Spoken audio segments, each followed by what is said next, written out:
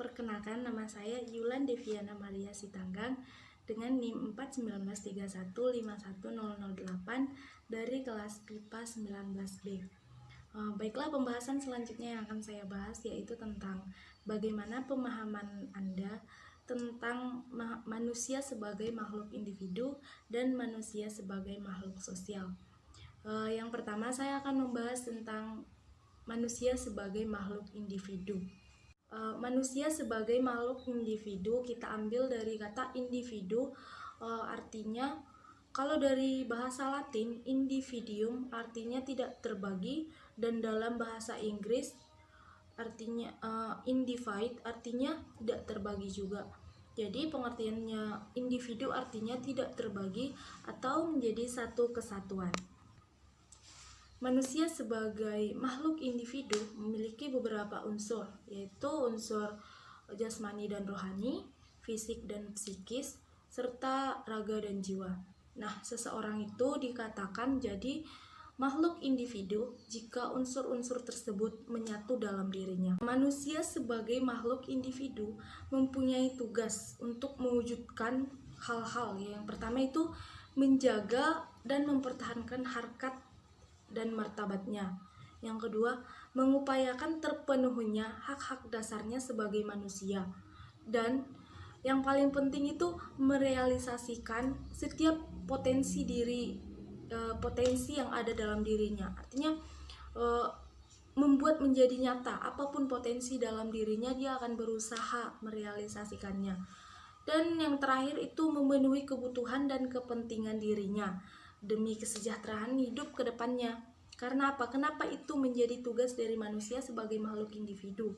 Karena sebaik-baiknya mengerti seseorang, yang paling mengerti adalah dirinya sendiri. Apa yang dia butuhkan itu adalah dirinya sendiri yang paling mengerti. Baiklah, selanjutnya kita bahas tentang manusia sebagai makhluk sosial. Manusia sebagai makhluk sosial artinya manusia tidak akan pernah bisa melepaskan diri dari pengaruh manusia lain. Itu sudah pasti. Dan manusia dikatakan makhluk sosial karena pada dirinya ada dorongan untuk selalu berinteraksi dengan orang lain.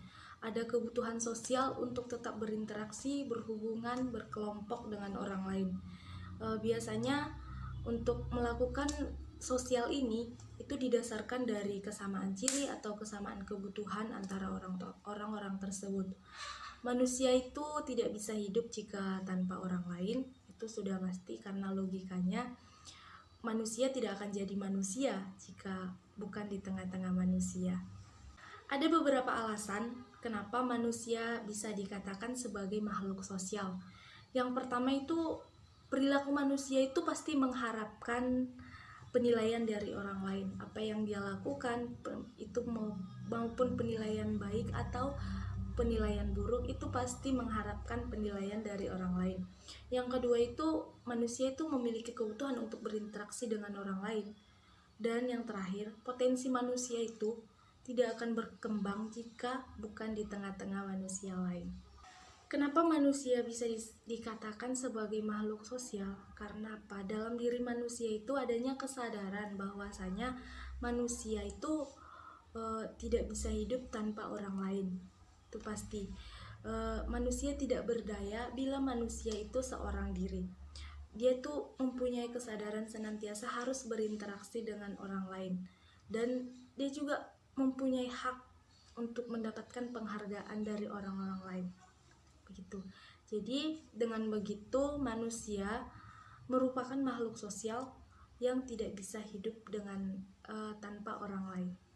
Baiklah, cukup sekian penjelasan saya tentang manusia sebagai makhluk individu dan manusia sebagai makhluk sosial. Untuk perhatiannya saya ucapkan terima kasih.